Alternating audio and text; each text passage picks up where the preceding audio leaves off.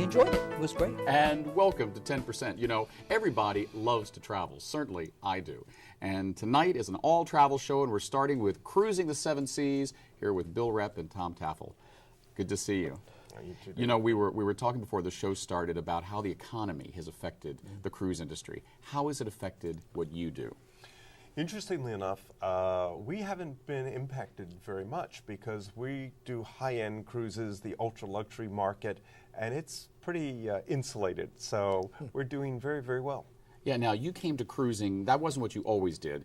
I mean, I've known you boys for a while. How long have you been in this industry, and how did you come into it? Where did you meet, and you know, how long have you been doing this? About 10 years in the industry? Yeah, actually, our first group cruise was in 1998. It started out 48 of us doing a 3-day cruise, and we've done 57 group cruises since. Wow, 98. Same year I went to sea, and before that I was at the Opera, which is where we met. That's where we met, of course. Now, yes. You have been together how many years? 38 years. And how many years at the Opera? For me, I was a volunteer for about the first 14 years, and then I became a paid staff member after that. So I've been there 38 years. And for you? I've been on staff for about 12 years. Now, would the Opera really just fall into the ground without Bill and Taff there? It probably would. You said that. Pardon my humility. No, I mean, for those who don't know, you know, having Taff there on the second floor and having Bill on the door at the Opera House, yes, I mean, you have seen how many general directors come and go in your tenure at the Golly, Opera? well, first was Maestro Adler, and then after that we went with Terry McEwen. Lotfi, then Lotfi Pamela, Matsuri. and now David. Pamela Rosenberg So, and David Gottlieb. David, yes. So you're kind of a walking, talking history of San Francisco Opera. Well, we have tales Yeah, to tell. well, I mean, and the show may not be long enough, but we'll get into that. But I mean, how is it both being a couple together and then also working both at the Opera and the cruises? I mean, it's all Bill and Taff all the time. What's the secret of a 38-year relationship? Staying out of each other's hair, for one thing. No, and I always say, yes, dear. That keeps everything quiet and in perspective. Yeah, yes, dear. And how did the idea of putting together cruises come to you? That's an interesting question. I was actually in government surveillance for 19 years, and I was a ship inspector, and I also lectured aboard, as you do. I lectured aboard the highest rated ships of the world, mostly Cunard.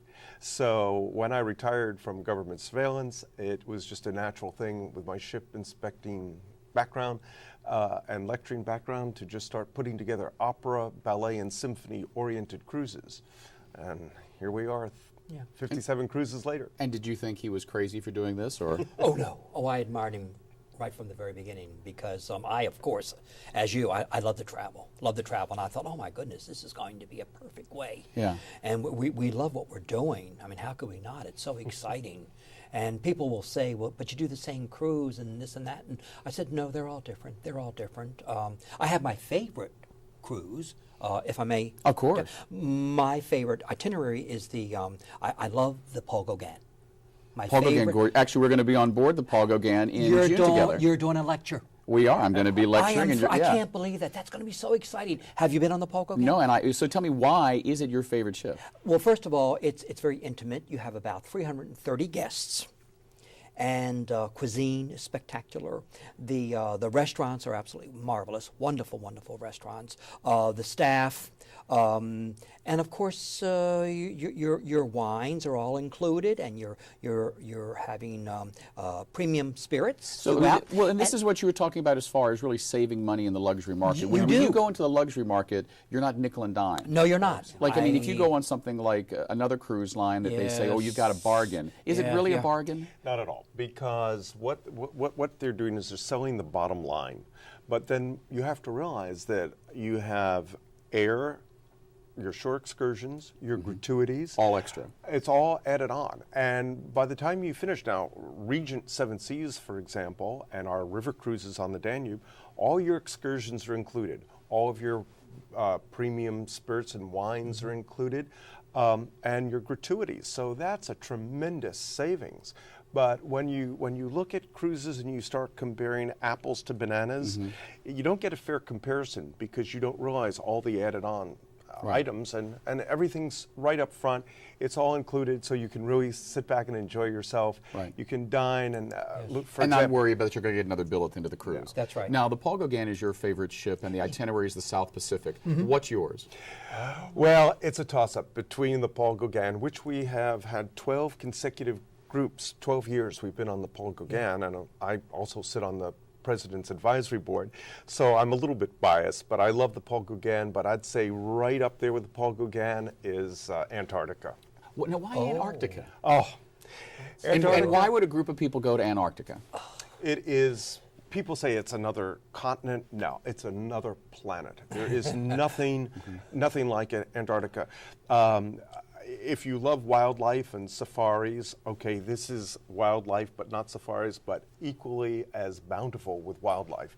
You're surrounded by whales, the magnificent albatrosses that are circling you constantly, the elephant Penguins? seals, 7 varieties of penguins. Thousands of penguins. Yeah, we And they're interacted with about exciting. 45,000 penguins. Wow. Now, the luxury market you say is doing okay. Is that also true for the LGBT market? I mean, your company doesn't do just LGBT No, tours, we're not but you've got a healthy share of that market. Oh, yes.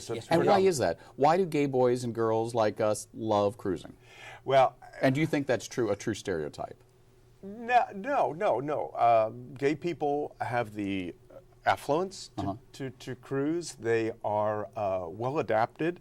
They usually can get away. They don't have kids and all that sort of the encumbrances. But we I guess the philosophy is being a big fish in a small pond versus the RSVP cruises where you're a small fish in a big pond. So we kind of take over. Yeah, because the ships you tend to use are smaller ships. By today's standards, Yes, they wouldn't very be small. considered Oh, yes, a yes. large Very ship. small. How many passengers are we talking about? On the Paul Gauguin was, if I may, we have 330 guests, but it's very, very spacious, and it's gracious, and the public rooms, your verandas, balconies are so exciting. So you're not cramped in? Never cramped in. And what about the river cruises? That's something I've never done but always wanted to, sail through the middle of Europe. You must do that. River cruises are the best way to see, for example, Europe, because unlike an ocean cruise where you're sailing around the country, on a river cruise you are sailing through the country.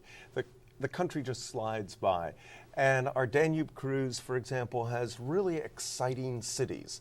Overnight in Vienna, we have 3 days in Prague. In fact, the funny thing is, we will be leaving you in Tahiti and flying directly from Tahiti to Nuremberg to join the Danube cruise. I'm with Jan available. Wall. I'll check with my husband. And you're going to be on with Jan Wall. Jan Wall, yes. Kind of miss the hat lady that everyone the hat knows. lady, yes. She's That's going to be a great experience. She's We fun. love She's Jan. exciting. Yeah. She's not only an expert on film, but opera as well. She knows her opera. So her theme is going to be operas and movies on the Danube. Well, when you talk to her, tell her that I've got a pitch for her. I've always wanted to do a lecture with Jan called Ships in the Movies. I talk about the ships, she talks about the would do movies. that, yeah. Perfect combination. Now, the river cruises are well known in Europe, but lately they've been getting more and more popular in the United States. Do you do any river cruises in the United States, or is it all just European? Europe, we are planning to do a Yangtze river cruise and also a cruise down the Nile. They're on the boards. They'll be coming up soon.